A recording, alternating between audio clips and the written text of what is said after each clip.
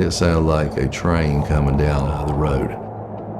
I mean, within seconds, it came under my door. I thought, there's been an explosion, something's happened. Oh my God. And I just started crying, and I thought, everything we've worked so hard for and built is gone. The force behind it, the way it sounded, I thought it was just going to swallow the house and we were just going to die.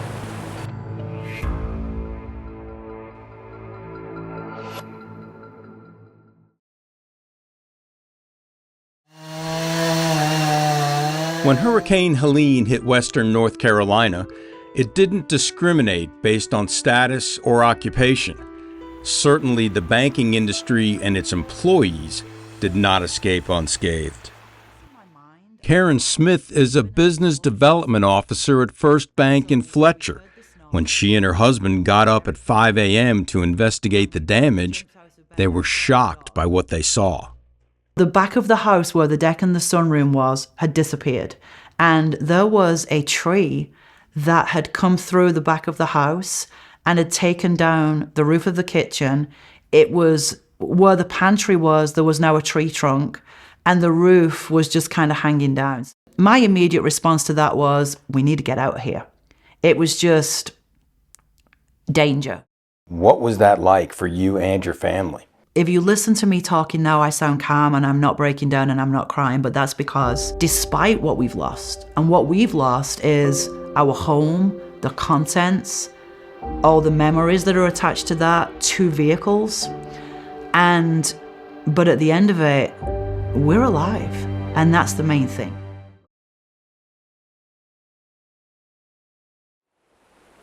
Mary Wiseman, a teller at United Community Bank, almost drowned in her Spruce Pine home. I was petrified. I actually tried to send a text message to a coworker, and I said, I'm terrified. Then this wall of water came, and it went, within seconds, it came under my door. Oh no, I'm going to be trapped.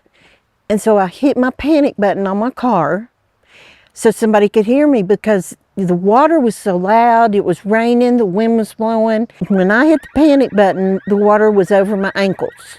In the modern version of a white knight on a horse, a neighbor and his pickup truck rode to her rescue. The big Dodge truck, diesel, was the heaviest thing he had, and he was fighting the wheel the whole way, because the main road right there was like a river, a raging river.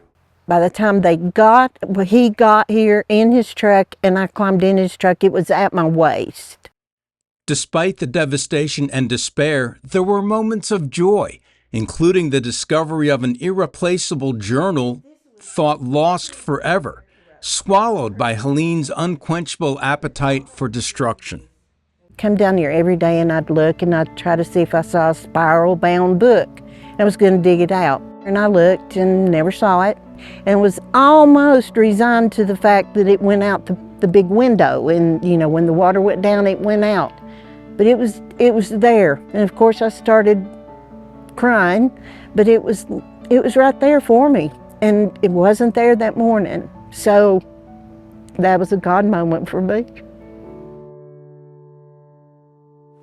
Be advised, the dam on Bee Tree Road is about to bust and the area will need to be evacuated. These are the headwaters of the French Broad River here in Rosmond. 5 weeks earlier, it didn't look anything like this. Now it's peaceful, calm, and serene. Back on September 27th, the water was up to waist level, carried across this field to the businesses several hundred feet away. You knew there really wasn't anything you could do. It was more of a, let's just wait for the water to go down and let's see what's left inside, and then we'll start rebuilding and doing what we can do. So there are a lot of emotions. There is sadness because you lose a lot of memories, a lot of things you think is important, but you realize it's not always as important as you think it is. But yeah, you do have a lot of emotions. But then you know when it's over with, it's time to get in and go to work and get it built back.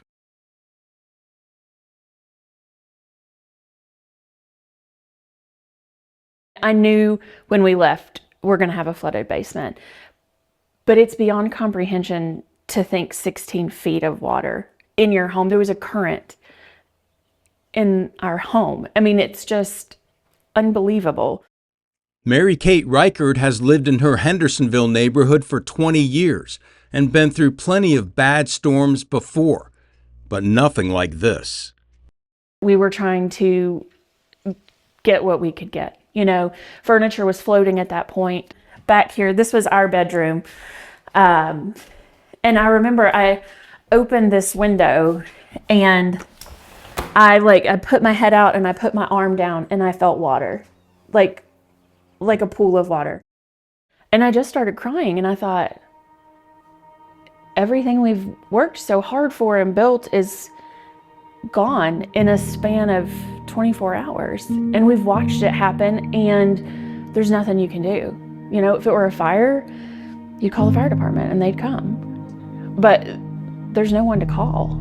You know, there's nobody coming.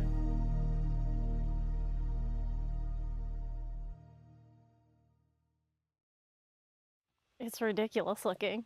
After losing everything except their lives, the Pisani family of Hendersonville still needs support. Our insurance denied us fully. They said that it was a mudslide, which was not a covered event, and not the hurricane that caused the damage. Even with a GoFundMe page, it's not enough to offset the devastation caused when a wall of mud broke free in their backyard, barreling toward the house. The amount of trees just snapping in half was like something I'd never heard before. And in addition to that, like the roar of the earth moving and the rocks and everything kind of coming. It happened really quick, so it was a little surreal. The force behind it, the way it sounded, I thought it was just going to swallow the house and we were just going to die. The most terrifying thing was when we were trying to pull out of the driveway and everything was rushing towards us. Travis was standing outside of the car. Our neighbor was also standing outside of the car. And as the mud and trees were just coming down at us. And then trying to leave and call 911, you couldn't get through.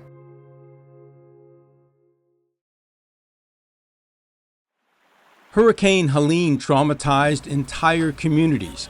In one way or another, everyone was affected, including True Point Bank head teller Mary Messer and her partner Gary Justice.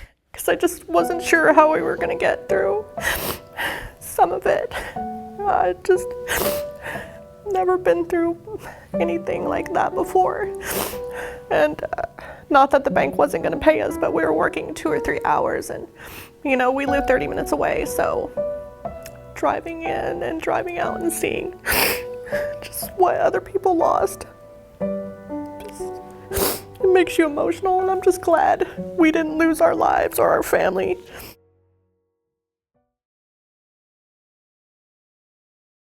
Randy Hall and Kathy Fox grew up together in Western North Carolina. Both now work from their homes in Asheville for Durham-based M&F Bank. You know, Kathy and I have known each other a long time. She's like a sister to me. I had to make sure she was okay. She was okay, but there were some anxious moments along the way. I noticed, you know, water, it kept getting higher and higher, and water was swirling around the house, and that started coming down the stairs to the basement. Yeah, so you were telling me upstairs that this burst in. Yeah, that door there burst in, and the water got this high outside. That's the outside line. Right. Tell me a little bit about the support you've gotten from your leadership, your CEO, Jim Sills, and your other colleagues at M&F Bank. Jim Sills is a great CEO. Jim texted me and he said, keep your spirits high. Don't let this get you down. Let us know what we can do, but keep your spirits high. Randy called me and he says, we've been severely impacted by Hurricane Helene and we don't have any power. There's no water also. And so I just said, don't worry about what you're doing, concentrate on your family, concentrate on, you know, getting the right resources that you need to get through this. And so I think that helped him a little bit because he's a workaholic and he's intense. And I just let him know, we're with you, we're behind you, we're going to get through this together. We lost 14 cars total. And in the bathroom, we've got tons of mold that we've got to take out just because the water got up to here. Chris and Christy Shuford live in Burnsville, where they own an auto repair shop, and she works as the assistant branch manager at United Community Bank. The shop suffered significant damage, and it's going to take a while to recover. Ready or not, Christy was needed back at the bank.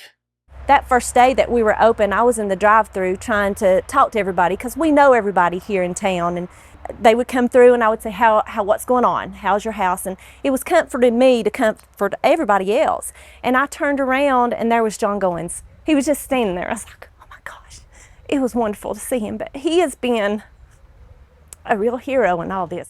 Everybody was talking about who's accounted for, and that part was extremely scary because at that time we had no real idea who was alive and who was dead, and this was life and death as we were finding out. You know, to watch them be hurt, but watch them come to the aid of others long before themselves is just amazing to me. In times like these, banks don't just come together. They depend on each other. They need each other. One of the advantages we had was Peter Gwaltney, who's the president and chairman of North Carolina Bankers. Well, he was president and chairman of Louisiana Bankers when Katrina came through. So it was a really great resource, and the insights that Peter had, and Peter had an all-hands-on-deck call. Katrina was a great learning experience. It's not the kind of thing anyone would want to go through, but I did learn some lessons, and one was the power of communication. The first thing we did the day after the landfall in the mountains, our board met and we made a decision. I proposed to them that we stand up a relief fund through our foundation. This is the kind of thing that's in our culture as bankers and as bankers associations. When there's a need, whether it's tornadoes in Oklahoma or fires in California or flooding anywhere else, we contact each other and ask how we can help. To have received $5,000 from the NCBA during this time when there's not a lot of hope or happiness coming around, and to be blessed with something like that. It was less than 24 hours before the money was in my account, and that allowed us to activate. You know, I mean, we had money in our hand to get access to some electricity, which is huge. You know, went online, went to the website. It was very easy to fill out. And that afternoon, I received an email stating that I had been approved for $5,000. I received the email. I replied back and said, am I reading this correct? Am I really you're really gonna, you know, is this a gift of $5,000? And the lady replied back, yes, this is a gift, $5,000. I'll have it in your account within 2 days. And there it was. What impressed me most from those initial conversations and the ones that I'm still having today is how plugged in they are to their people, to their individual circumstances. So when I call them, they know what the need is. They didn't have to contact the person and ask, do you need more help or whatever. These are intimate relationships. First Bank is the first bank that I've worked for. It's the only bank that I've worked for. And they've been amazing. I mean, anything that I need help with, I can just pick up the phone and ask them. And if they don't have an answer, they find me one. And it's really been great and really helpful. So it's really nice even knowing other banks pull together when people are in need. Help comes in a variety of forms. I didn't have any work clothes. I had women sending me clothes. Word got around what my clothing size was. When I come to work and I go out and I do my job, I am literally wearing the clothing of other women in my bank and other women in this industry. And that to me is so powerful because it's like I told my boss, I said, I feel like Wonder Woman. I feel like I've got this cloak, this superhero cloak that is allowing me to go out and do my job. In another example of banks supporting each other, how about what Home Trust did for M&F, opening their office to Randy and Kathy, the only M&F employees who work in Western North Carolina.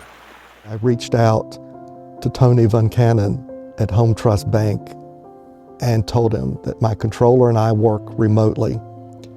And I said, Tony, it's end of month, it's end of quarter, it's budgeting time. We've already missed 3 days of work. Do you have a table or a cubicle that Kathy and I can use to work until power and utilities are restored? And he said, come on over. So Wednesday we were there, and he didn't offer me a table, he offered each of us an office and said, here's the password to the Wi-Fi, use whatever you need, we're here. It was wonderful. It was really wonderful for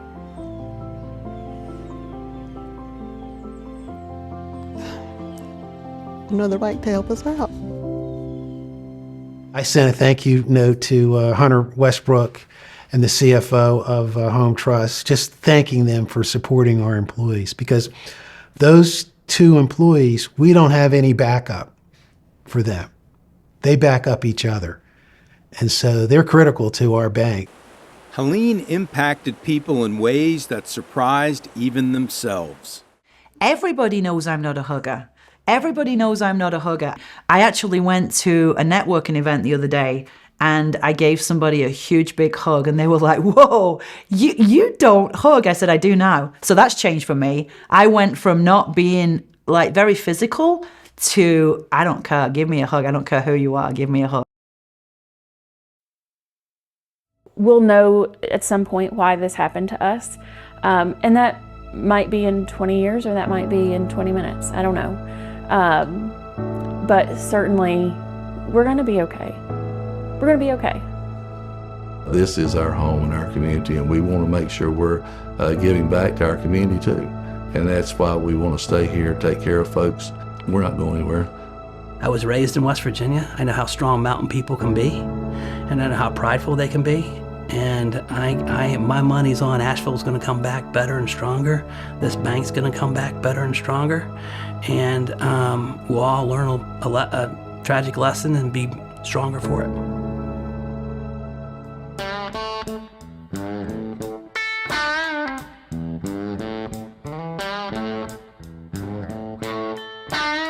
Wind will blow, the rain can pour, the deluge breaks, the tempest roars. But in the storm, my spirit sings. Oh, shelter me, Lord, underneath your wings. Now on the day you call for me, someday when time no more shall be, I say, oh death, where is your sting? Oh, shelter me,